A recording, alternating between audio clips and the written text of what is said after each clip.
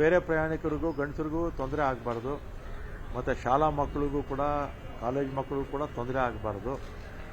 ಆ ರೀತಿ ಆಗೋ ಒಂದು ವ್ಯವಸ್ಥೆ ಒಂದು 15 ದಿನ ಕಾದು ನೋಡಿ ಒಂದು ತೀರ್ಮಾನಕ್ಕೆ ಬರ್ತೀವಿ ಅಂತ ನಮ್ಮ ಅಧಿಕಾರಿಗಳು ಹೇಳಿದ್ದಾರೆ. ಇನ್ನೊಂದ್ಸಲಿ ಸ್ಪಷ್ಟವಾಗಿ ಹೇಳ್ತೀನಿ, ಕೆಲವು ಬಿಜೆಪಿ ಮುಖಂಡರು ಅಪಪ್ರಚಾರ ಮಾಡಿದ್ದಾರೆ. ಈ ಕಾರ್ಯಕ್ರಮ ಎಷ್ಟು ದಿವಸ ಇರುತ್ತೋ ಏನೋ ಹೋಗ್ಬಿಡಿ ಅಂತ ಸುಮ್ಮನೆ ಪ್ರೇರೇಪಣೆ ಮಾಡ್ತಾ ಇದ್ದಾರೆ. ಈ ಕಾರ್ಯಕ್ರಮ ಇನ್ನು 5 ವರ್ಷ ಇರುತ್ತೆ, ಮತ್ತೆ ಗೆದ್ದು ನಮ್ಮ ಸರ್ಕಾರನೇ ಬರುತ್ತೆ, ಇನ್ನು 10 ವರ್ಷ ಇರುತ್ತೆ ಈ ಕಾರ್ಯಕ್ರಮ.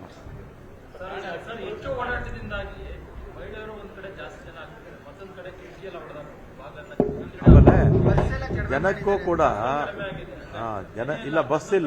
ಬಸ್ ಎಷ್ಟು ಬಸ್ ಇದೆಯೋ ಅಷ್ಟೇ ಬಸ್ ಇದೆ. ಹೌದು, ಅದು ಆಗಿದೆ.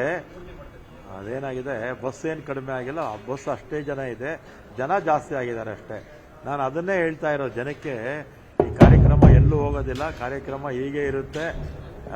ಒಂದೇ ದಿನ ಹೋಗಿ ಎಲ್ಲರೂ ಒಂದೇ ದಿನ ಹೋಗಕ್ಕೆ ಹೋಗಬೇಡಿ, ಡಿವೈಡ್ ಮಾಡಿಕೊಂಡು ಒಂದು ಸೋಮವಾರ ಕೆಲವರು, ಮಂಗಳವಾರ ಕೆಲವರು, ಬುಧವಾರ ಕೆಲವರು, ವಾರ ಪೂರ್ತಿ ಇರುತ್ತೆ, ತಿಂಗಳು ಪೂರ್ತಿ ಇರುತ್ತೆ, ಡಿವೈಡ್ ಮಾಡ್ಕೊಂಡು ಹೋಗಿ ಅಂತ ಮನವಿ ಮಾಡ್ತೀನಿ.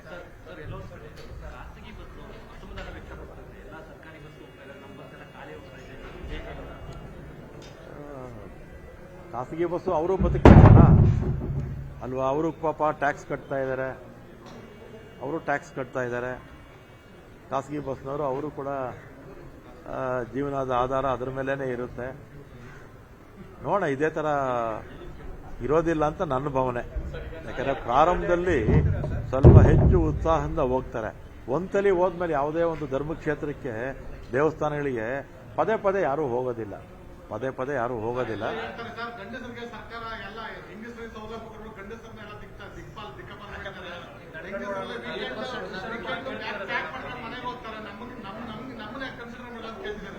ಅವರು ಟಿಕೆಟ್ ಕೊಟ್ಟೋಗ್ಲಿ.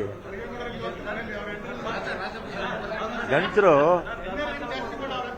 ಈಗ ಹೆಣ್ಮಕ್ಳಿಗೆ ಉಚಿತ ಇದೆ, ಗಂಡಸರು ಅವರು ಉಚಿತ ಟಿಕೆಟ್ ಕೊಟ್ಟು ಕರ್ಕೊಂಡು ಹೋಗ್ತಾರೆ.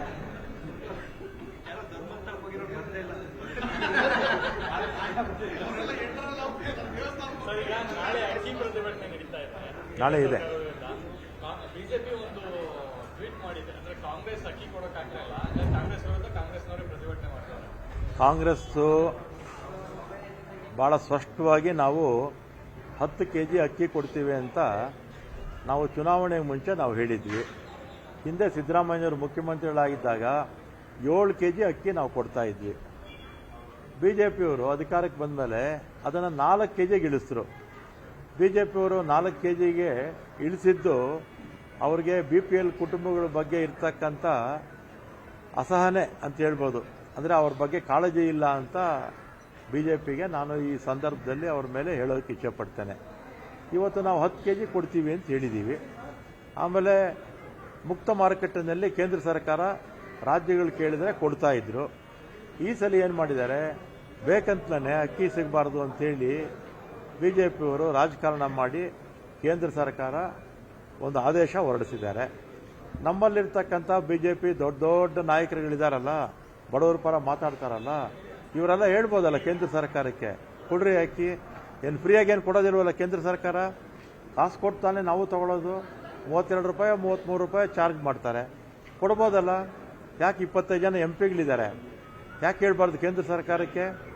ಬಿಜೆಪಿಯ ದೊಡ್ಡ ಮುಖಂಡರುಗಳಿದ್ದಾರೆ, ಅಕ್ಕಿ ಕೊಡಲಿಲ್ಲ ಅಂತ ಹೇಳಿದ್ರೆ ನಾವು ಸ್ಟ್ರೈಕ್ ಮಾಡ್ತೀವಿ ಅಂತ ಹೇಳ್ತಾರೆ. ಬೊಮ್ಮಾಯಿ ಅವರು ಹೇಳ್ತಾರೆ, ಮತ್ತೆ ಇವರು ಯಡಿಯೂರಪ್ಪನವ್ರು ಹೇಳ್ತಾರೆ, ಕಟೀಲ್ ಹೇಳ್ತಾರೆ, ಅಶೋಕ್ ಅವರು ಹೇಳ್ತಾರೆ. ಹೇಗೆ ಇವ್ರಿಗೆ ಒತ್ತಡ ಹಾಕೋಕ್ಕಾಗೋದಿಲ್ವ ಅವರಿಗೆ ಕೇಂದ್ರ ಸರ್ಕಾರದ ಮೇಲೆ?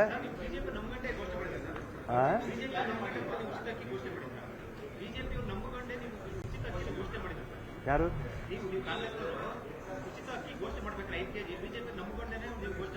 ಬಿಜೆಪಿ ನಂಬ್ಕೊಂಡು ನಾವು ಮಾಡೋದಿಲ್ಲ.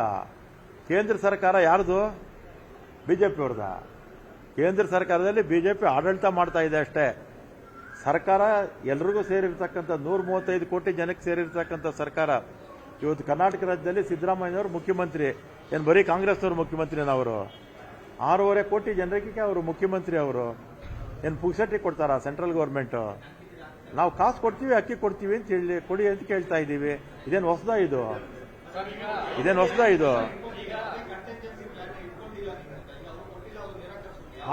ಕೊಡಲಿಲ್ಲ ಅಂದರೆ ಮಾರ್ಕೆಟಲ್ಲಿ ತೊಗೊಂಬಂದು ಕೊಡ್ತೀವಿ. ನಾವೇನು ಮಾತಕ್ಕೆ ತಪ್ತೀವ ಬಿ ಜೆ ಪಿಯವ್ರ ಥರ? ಬಿ ಜೆ ಪಿಯವರು ಮಾತಕ್ಕೆ ತಪ್ಪೋರು.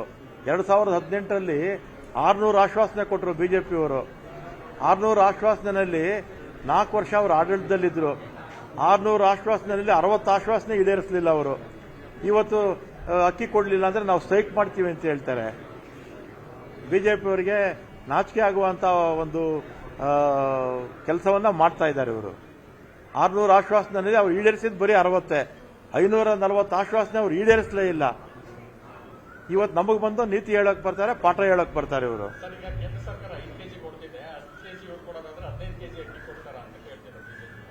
5 ಕೆಜಿ ಅಕ್ಕಿ ಪುಕ್ಸಟ್ಟೆ ಏನು ಕೊಡೋದಿಲ್ಲ. ನಮ್ಮ ಟ್ಯಾಕ್ಸು 4,70,000 ಕೋಟಿ ಕೇಂದ್ರ ಸರ್ಕಾರಕ್ಕೆ ದುಡ್ಡು ಹೋಗ್ತಾ ಇದೆ ನಮ್ಮ ರಾಜ್ಯದಿಂದ. ನಮ್ಮ ರಾಜ್ಯ ಸರ್ಕಾರದಿಂದ 4,70,000 ಕೋಟಿ ಟ್ಯಾಕ್ಸ್ ಹೋಗ್ತಾ ಇದೆ ಕೇಂದ್ರ ಸರ್ಕಾರಕ್ಕೆ. ಏನು ಪುಕ್ಸಟ್ಟಿ ಏನು ಕೊಡೋದಿಲ್ಲ ಅವರು. ನಮ್ಮ ದುಡ್ಡನ್ನ ನಮಗೆ ಕೊಡ್ತಾ ಇದ್ದಾರೆ ಅಷ್ಟೇ. ನಮಗೆ 4,70,000 ಕೋಟಿನಲ್ಲಿ ಕೇಂದ್ರ ಸರ್ಕಾರ ಕೊಡ್ತಾ ಇರ್ತಕ್ಕಂಥದ್ದು GST ಪರಿಹಾರ ಬರೀ 37,000 ಕೋಟಿ ಅಷ್ಟೇ. ಈ ಬಿಜೆಪಿಯವ್ರಿಗೆ ಇದೆಲ್ಲ ಗೊತ್ತಿಲ್ವಾ? ಅಲ್ಲಿ ಹೋಗಿ ಮಾತಾಡೋಕೆ ತಾಕತ್ತಿಲ್ಲ ಇವರಿಗೆ, ಬಿಜೆಪಿ ಮುಖಂಡಗಳಿಗೆ. ಅವು ನರೇಂದ್ರ ಮೋದಿ ಮುಂದೆ ಹೋಗಿ ನಿಂತು ಮಾತಾಡುವಂಥ ತಾಕತ್ತು ಯಾರಿಗಾನ ಇದೆ ಇವರಿಗೆ? ಯಾರಿಗೂ ಇಲ್ಲ. ಇದ್ದಿದ್ದು ಒಬ್ಬರಿಗೇನೆ, ಯಡಿಯೂರಪ್ಪನವ್ರಿಗೆ. ಅವರೊಬ್ಬರು ಸ್ವಲ್ಪ ಗಟ್ಟಿಯಾಗಿ ಮಾತಾಡೋರು. ಮಿಕ್ದವರೆಲ್ಲ ಜೈ ಹುಜೂರುಗಳು ಇವರೆಲ್ಲ. ಪಾರ್ಲಿಮೆಂಟಲ್ಲಿ ಯಾರನ್ನ ಮಾತಾಡ್ತಾರೆ ಕರ್ನಾಟಕದ ಪರವಾಗಿ ಇವರು? ಸುಮ್ಮನೆ ತಿರುಪತಿಗೆ ಹೋಗ್ತಾರ ದೇವಸ್ಥಾನಕ್ಕೆ, ದೂರದಿಂದ ವೆಂಕಟರಮಣ ಸ್ವಾಮಿಗೆ ನಮಸ್ಕಾರ ಹಾಕೊಂಡ್ ಬರ್ತಾರಲ್ಲ, ಹಂಗೆ ಇವರಿಗೆ ಮೋದಿ ಅವರಿಗೆ ನಮಸ್ಕಾರ ಹಾಕೊಂಡ್ ಬರ್ತಾರೆ ಅಷ್ಟೇ. ಕರ್ನಾಟಕದ ಬಗ್ಗೆನೂ ಮಾತಾಡಲ್ಲ, ಕರ್ನಾಟಕದ ಹಿತಾಸಕ್ತಿನೂ ಇವ್ರಿಗಿಲ್ಲ. GST ನಮಗೆ ಇಷ್ಟು ಕಡಿಮೆ ಕೊಡ್ತಾ ಇದಾರಲ್ಲ, 4 ಲಕ್ಷ ಕೋಟಿನಲ್ಲಿ ಕೊಡ್ತಾ ಇರ್ತಕ್ಕಂಥದ್ದು 37,000 ಕೋಟಿ ಅಷ್ಟೇ. ಅದನ್ನು ಕೇಳೋದಿಲ್ಲ ಇವರು. ಅತಿವೃಷ್ಟಿ ಆದಾಗ ಈ ಮುಳುಗೋಗಿತ್ತು ಉತ್ತರ ಕರ್ನಾಟಕ. ಆ ಭಾಗದಲ್ಲಿ ಗಟ್ಟಿಯಾಗಿ ಕೇಳಿ ಪರಿಹಾರ ಕೊಡಿ ಅಂತಾನೂ ಕೇಳೋದಿಲ್ಲ ಇವರು. ಸುಮ್ಮನೆ ಉತ್ತರ ಕುಮಾರ್ ಇದ್ದಂಗೆ ಇವರು. ಉತ್ತರ ಕುಮಾರ್ ಪೌರುಷ ಒಲೆ ಮುಂದೆ ಅಂತ ಬಿಜೆಪಿಯವರು ಸುಮ್ಮನೆ ಮಾತಾಡೋಷ್ಟು ಮಾಧ್ಯಮಗಳ ಮುಂದೆ. ಅದು ನೀವು ಹಾಕ್ಲಿಲ್ಲ ಅಂದ್ರೆ ಪ್ರಿಂಟ್ ಮೀಡಿಯಾ, ಎಲೆಕ್ಟ್ರಾನಿಕ್ ಮೀಡಿಯಾ, ಅವ್ರು ಮಾತಾಡೋದೇ ಇಲ್ಲ. ಅವರು ನೀವು ಹಾಕ್ತೀರ ಅಂತ ಅವ್ರು ಮಾತಾಡ್ತಾರೆ ಅಷ್ಟೇ.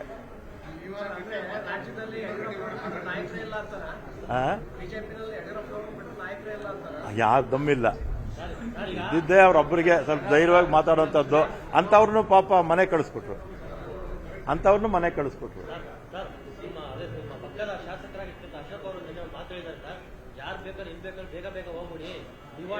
ಅದನ್ನೇ ಆಗ್ಲೇ ಮಾತಾಡಿದ್ದು ನಾನು ಆಗ್ಲೇ ಅದನ್ನೇ ಹೇಳಿದ್ದು. ಅದನ್ನೇ ಹೇಳಿದ್ದು.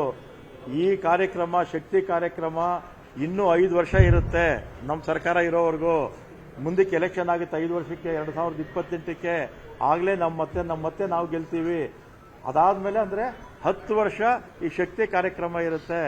ಬಿಜೆಪಿ ಮುಖಂಡರು ಅಶೋಕ್ ಅವರು ಇರ್ಬೋದು, ಇನ್ಯಾರನ್ನ ಆ ರೀತಿ ಜನಕ್ಕೆ ಮಿಸ್ಗೈಡ್ ಮಾಡ್ತಾ ಇದ್ರೆ ಅದು ನಂಬೇಡಿ ಅಂತ ನಾನು ಆಗ್ಲೇ ಹೇಳಿದೆ. ನೀವು ಕೇಳಿದಕ್ಕೆ ಇನ್ನೊಮ್ಮೆ ಹೇಳ್ತಾ ಇದ್ದೀನಿ.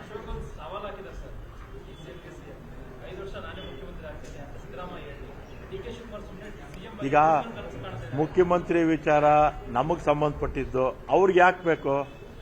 ನಮ್ಮ ಪಕ್ಷ ನಾವು ಯಾರಿಗಾನ ಮಾಡ್ಕೊಳ್ತೀವಿ, ಅವ್ರಿಗೆ ಯಾಕೆ ಬೇಕು? ಬಿಡಿ, ಅವರು ಮಾತಾಡಬಾರ್ದು.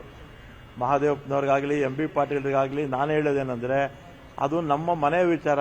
4 ಗೋಡೆ ಒಳಗೆ ನಾವು ಮಾತಾಡ್ಕೋಬೇಕು. ಅವರು ಬಹಿರಂಗವಾಗಿ ಮಾತಾಡಬಾರ್ದು ಅಂತ ಅವ್ರಿಗೂ ಹೇಳ್ತೀನಿ.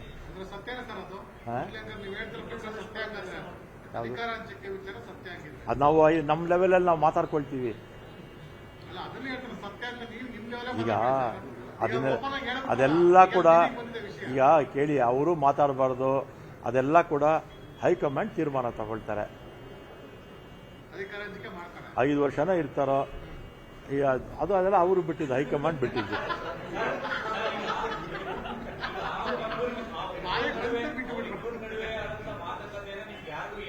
ನಮ್ಗೆ ಯಾರು ಗೊತ್ತಿಲ್ಲ, ಅದರಿಂದ ನಾವು ಮಾತಾಡೋದು ಬಾರ್ದು.